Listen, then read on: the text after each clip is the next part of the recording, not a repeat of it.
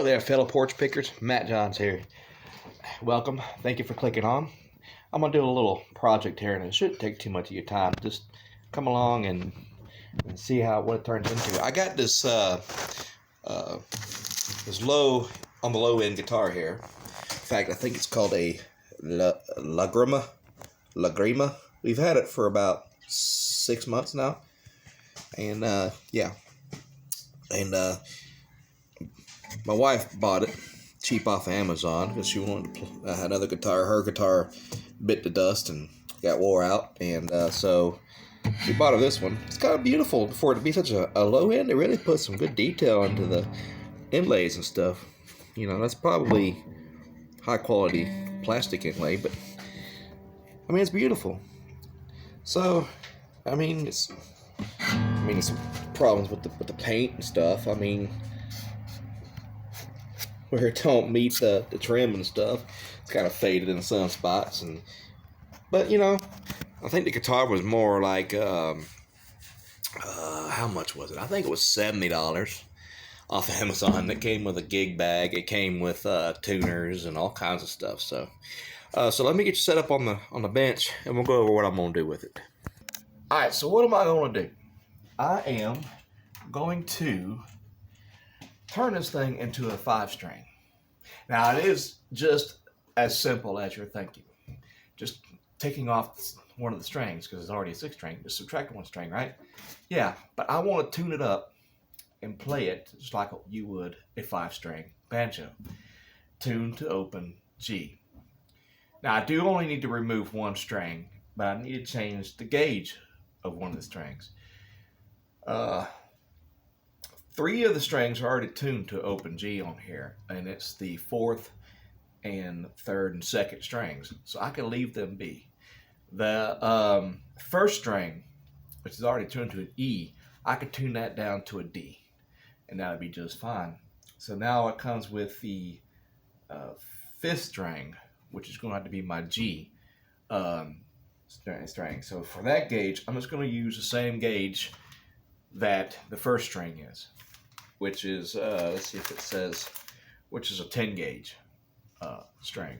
So I'm gonna take the 6th and 5th strings off of here, just take the 6th and 5th string off of here, which is probably a 36 and a 46 gauge wire. I'm gonna take them off there, and we'll just replace the 5th string with the 10 gauge, what would be your E string on a guitar, but I'm gonna tune it to G. And I got the pick on, so hopefully let's see what it sounds like with frailing and claw hammer. And kind of curious to see what comes about, if I can play it within that style. I never picked a guitar that way. I've always did the thumb brush pick pattern. So let's see. It should only take a few seconds. Now the set that I'm going to use, it's going to take the 10 gauge out of an Ernie Burl. These are an electric set, but that steel string should be alright to use on here. And really, I did at some point used to use electric sets on acoustic. It's just a real bright, twangy tone. It's not really a warm tone that you would get with the phosphor bronze on here on a acoustic guitar.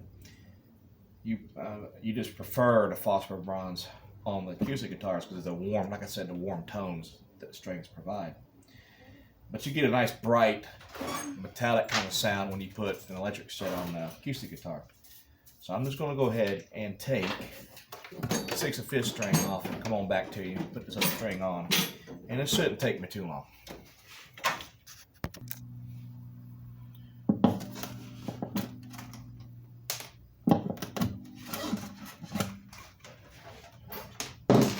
Now I'm not really going to go through a setup process on this, checking the neck straightness and stuff, and anything in that nature. I'll do that when I actually go to do another string change on it. I'll hang on to these. You never know, you might need them. These are actually the strings that came on this guitar, and normally I'd say I wouldn't worry about changing the strings when you get a new guitar, because especially nowadays, but these I can tell are pretty much a real low quality string. So I'll change those out. But now I got 4 strings on here. Technically, a banjo is really a 4-string instrument. Really, the 5 string is really just a 4-string with, you know, because the 5th string is really just a rhythmic device. Anyway, there we go. Now let's see where that E is. What we got? That's probably way in the back here. I don't know why I think of these kinds of things. I just, you know, I wonder what would I do if I do this right here? Just experiment a little bit. Now, can you frail? That doesn't mean that you can't frail. And that pin just came out of there right now. It doesn't mean that you can't frail with all 6 strings on the guitar. I'm sure you can. But this is just the way that I would prefer it. So this is probably not everybody's cup of tea to do this, but this is just experimental. I experiment on my instruments, and I ruin my instruments, so that way you don't have to go and ruin yours. Pretty much. I think I got that pin in there now. It ain't gonna come flying out.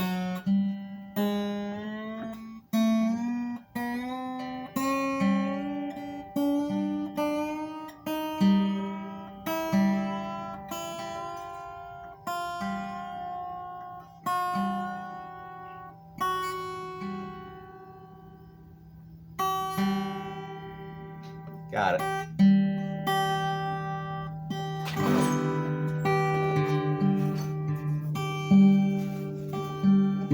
Does it look like it's missing something? Does it need something? Does it need more? I think it needs more. One thing I will do is I'll go around and tighten up these screws on the edge of these tuning pegs on little knobs, because they are kind of loose. So I'll go around and tighten all that up. Let me get this down a whole step to D.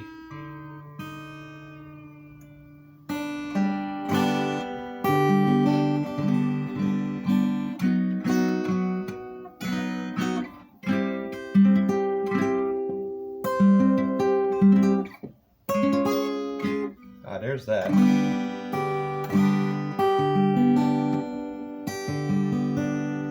Alright, so now let me go around and tighten these up and I'll come back to you.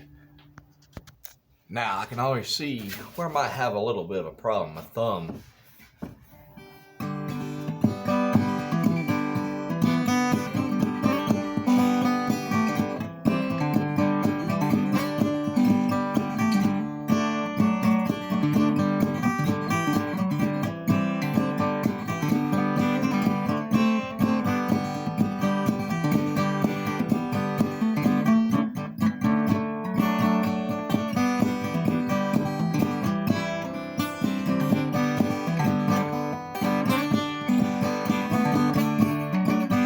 It's going to take some getting used to right there. I got to put something right here, I think, to bring my thumb up a little higher. Uh-oh. Tune it up.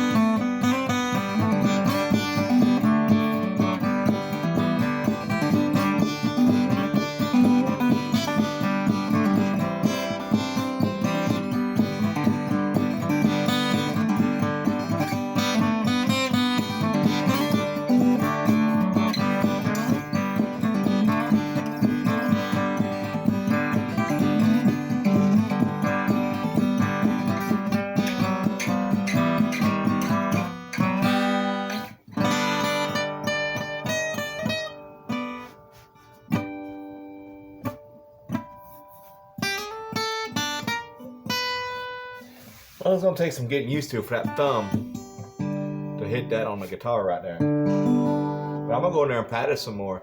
So thank you so much for clicking on. It's just a little fifth string up there. It's like a 10 gauge string I put down there to bring the pitch up to the what would be on the banjo, you know, when you tune it up to G.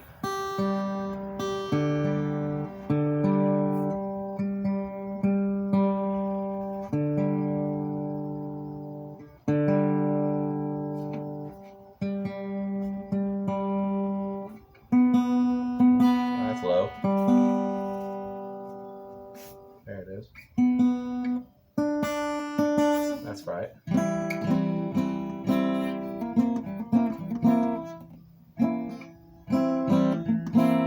I'm gonna go in there and practice this thing the way it is. Do some picking. Thank you so much for clicking on, y'all. I love y'all, and I'll see y'all next time. Goodbye.